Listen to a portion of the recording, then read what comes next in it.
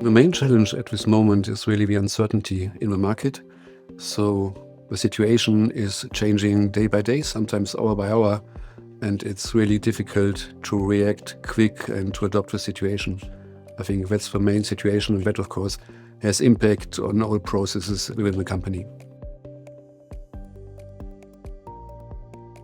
If you want to react on situation, of course, you will have to analyze situation, and you can only analyze if you are informed on customers, on suppliers, and on the overall market situation. And therefore, data is really the key to make appropriate decisions how to react in the market.